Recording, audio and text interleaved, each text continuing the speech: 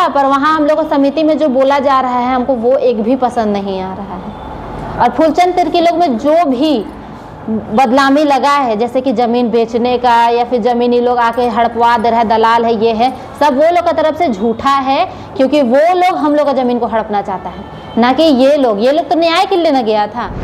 तो हम लोगों ने इसको निष्पक्षता जांच के लिए दोनों पक्ष को बैठाया और बैठा करके सुलहनामा कराया, और एक बार नहीं 2 बार इस समिति में सुलहनामा कराया गया।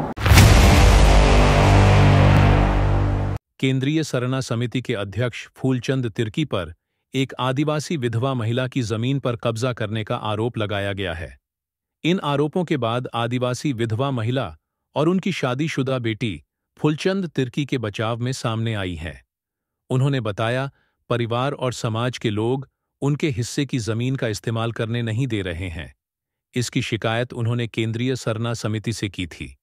उन्होंने दोनों पक्षों के साथ बैठक कर लिखित समझौता कराया था और हमें हक और न्याय दिलाने की कोशिश कर रहे हैं। इसीलिए फूलचंद तिर्की को बदनाम किया जा रहा है।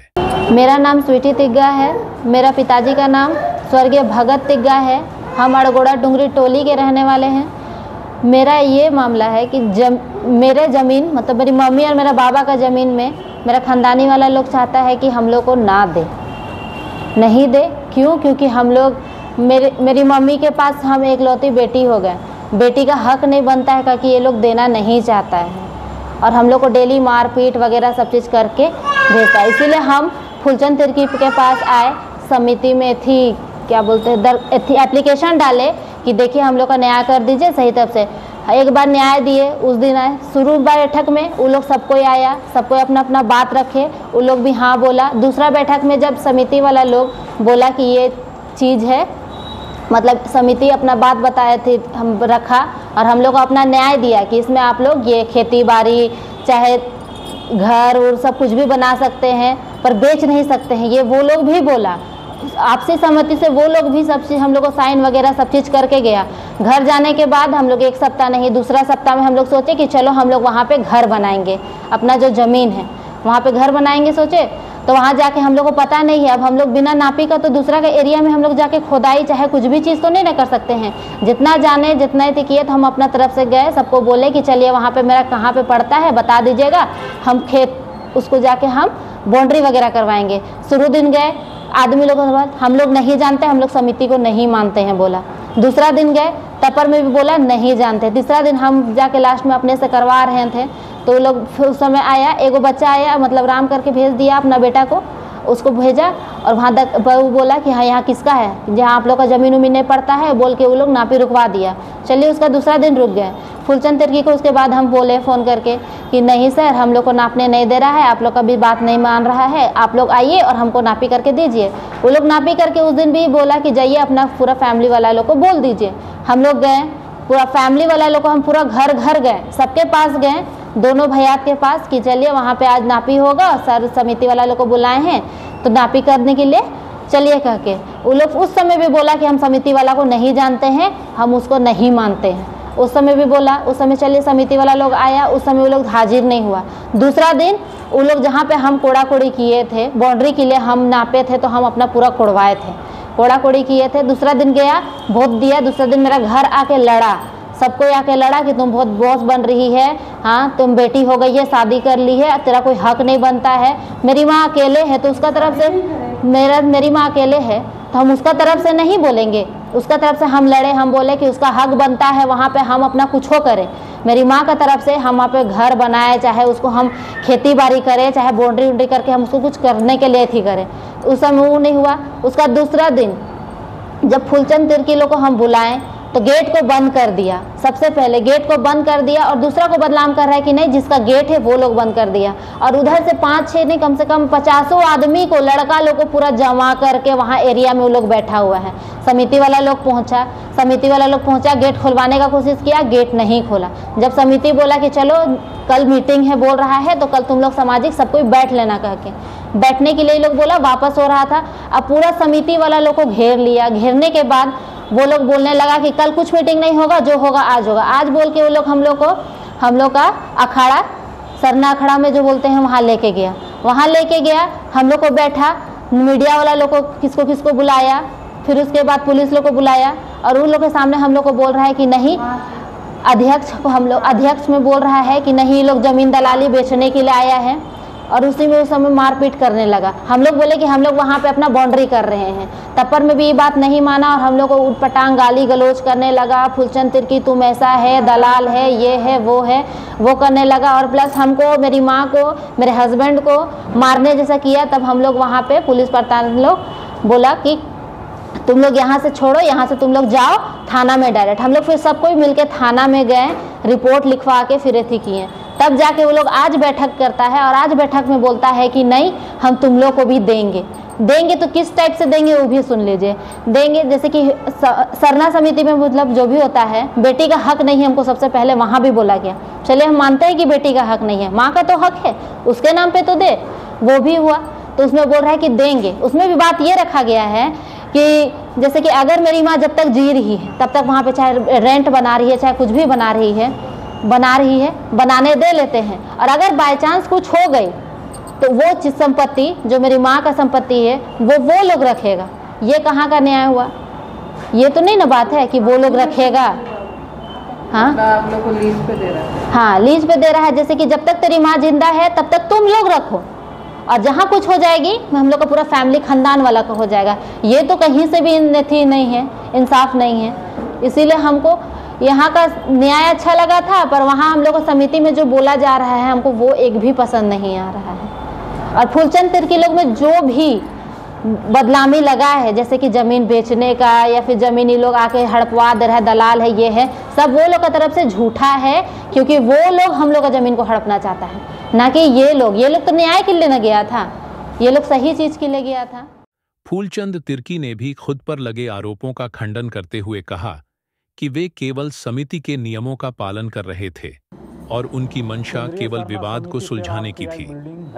और आज प्रेस वार्ता है और प्रेस वार्ता के माध्यम से हम बताना चाहेंगे, इसमें हमेशा दुखित पीड़ित लोग अपनी जो समस्याएं हैं उसको लेकर आते हैं और समिति प्रयास करती है कि उनको जो भी दुख तकलीफ है उसका निवारण किया जाए। इसी तरह से एक अरगोड़ा टुंगरी टोला निवासी मोदी तिगा के द्वारा एक आवेदन आया था, जो कि उसका जो है विधवा औरत है और उनका कोई बेटा नहीं है, आप देख सकते हैं। और वो पारिवारिक गोतिया पे मारपीट का आरोप लगा और ज़मीन जो है वो हड़पने का आरोप लगाया। तो हम लोगों ने इसको निष्पक्षता जांच के लिए दोनों पक्ष को बैठाया और बैठा करके सुलहनामा कराया और एक बार नहीं दो बार इस समिति में सुलहनामा कराया गया और दोनों पक्षों को समिति के द्वारा निर्णय दिया गया कि जब तक मोदी तिगा जिंदा है तब तक ये जो है अपने पति का जो भी संपत्ति है उसमें खेती बाड़ी करे, अन्न धन उपजाए, या तो घर मकान बनाए, या तो अपना जीविकोपार्जन करने के लिए जो करना चाहे वो कर सकते हैं, लेकिन बेचने का अधिकार नहीं है। तो इसमें सारे लोग एग्री हुआ और उसके बाद सहमति में दोनों लोग इसमें सुलहनामा में हस्ताक्षर किए, देख सकते हैं। उसके बाद क्या हुआ कि 2 दिन के बाद ये लोग जो अपना ज़मीन में खेती बाड़ी या घर मकान बनाना चाहें तो ये लोग जो है अपना जो बातों से उलट पलट गए, बोलने लगे कि हम कोई सरना समिति को नहीं जानते हैं, इसी को हम लोग नहीं मानते हैं, ये फैसला गलत है।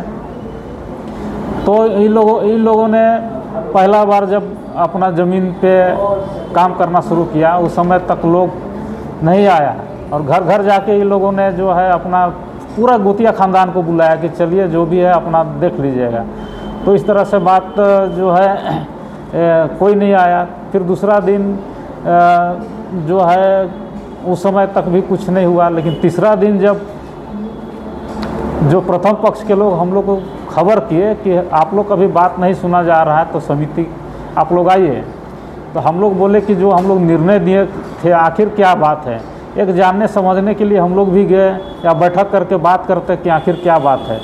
इतने में देख रहे हैं कि वहाँ पहुँचने के बाद में पूरा 50-60 लोग और असामाजिक तत्वों का जमावड़ा लगा हुआ है। हम लोग गए तो गेट लगा हुआ था, वहाँ ज़मीन तक भी नहीं पहुँच पाए और हम लोग जब वापस जाने लगे तो वहाँ के लोग घेर लिए और घेर के हम लोग के साथ में गाली गलौज मारपीट मतलब करने लगे और एक षड्यंत्र के तहत जान से मारने का भी वो लोग उपाय लगाए थे। लेकिन अरगोड़ा थाना के पहल से हम लोग का जान बच पाया। हम लोग का समिति से भी महिलाओं से भी बदसलूकी किया गया और सभी जो है नशे में थे। जिसको जो मुंह में आया अनाप शनाप फूलचंद तिर्की ज़मीन दलाल है तो ज़मीन लूटने आया है, तो इस तरह से तरह तरह का जो है उन्होंने आरोप लगाया। जबकि हमेशा से केंद्रीय सरना समिति में हमेशा से मुझ पर उंगली उठता रहा है, लेकिन हमने समाज का काम करना नहीं छोड़ा।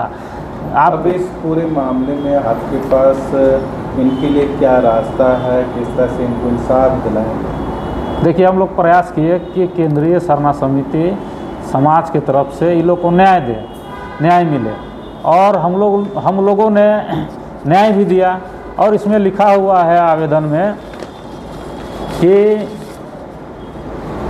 यदि भविष्य में किसी को इस जो सुलहनामा में आपत्ति है तो न्यायालय में जाने के लिए स्वतंत्र होंगे।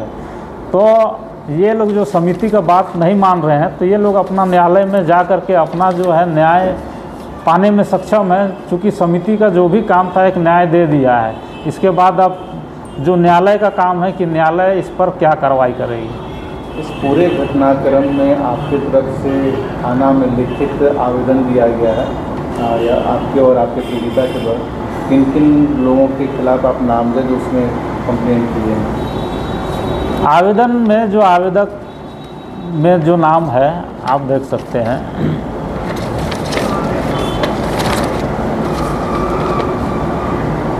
संजय तिगा पिता स्वर्गीय महादेव तिगा, टुनू तिगा स्वर्गीय महादी तिगा, आलोक तिगा पिता श्री राम तिगा, राम तिगा पिता श्री रामू तिगा, सूरज तिगा पिता स्वर्गीय संजू तिगा एवं अन्य के द्वारा में जो हमको आवेदन प्राप्त हुआ था उसी बेसिस से हमने थाना पे लिख के एक आवेदन दिया है कि हम एक केंद्रीय सरना समिति है और हम लोग को प्रथम पक्ष के बुलाने से हम लोग गए थे और हमारे साथ षड्यंत्र के तहत जो है जान मारने का प्रयास किया गया।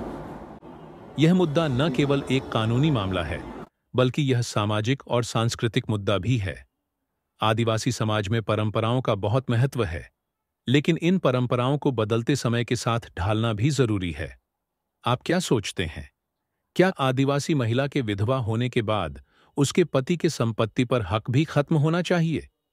क्या समिति का फैसला सही था? हमें अपने विचार कमेंट्स में जरूर बताएं।